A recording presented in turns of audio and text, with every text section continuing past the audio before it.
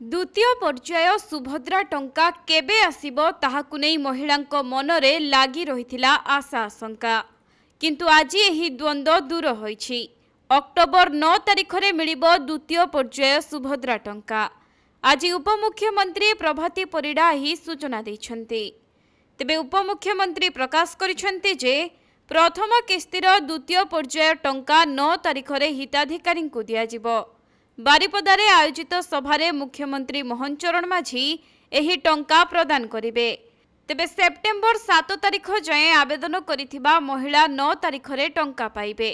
सुभद्रा योजना रे प्रथम और कोटिए नंबर थिबा महिला को मुख्यमंत्री संबर्धित करिवे। तेबे द्वितीय पर्याय रे प्राय 40 लाख रु अधिक महिला को टंका मिलिबो। वर्तमान सुधा 97 लाख महिला सुभद्रा पई आवेदन करिसेंती।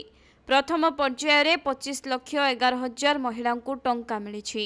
मार्च 8 तारिख पूर्वरु समस्त योग्य महिला हिताधिकारी को सुभद्रा टंका मिलिबो बोली कहिसेंती मुख्यमंत्री।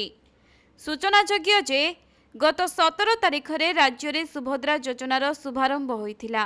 भुवनेश्वर रे आयोजित एक कार्यक्रम रे प्रधानमंत्री नरेंद्र मोदी जोगदेई एही कार्यक्रमर शुभारंभ करिथिले। सरकार प्रति वर्ष 2टी किस्ती रे 1 कोटी योग्य महिला को 10,000 टंका लेखाएं देबे। एहीपरि 5 वर्ष रे सेमानंकु 50,000 टंका लेखाएं मिलिबो। तेबे गत 17 तारिख रे प्रथम पर्याय रे 25 लाख महिला को सुभद्रा टंका मिलिथिबा बेले अक्टोबर मास 9 तारिख रे प्राय 40 लाख रु अधिक महिला को द्वितीय पर्याय रे सुभद्रा टंका मिलिबो।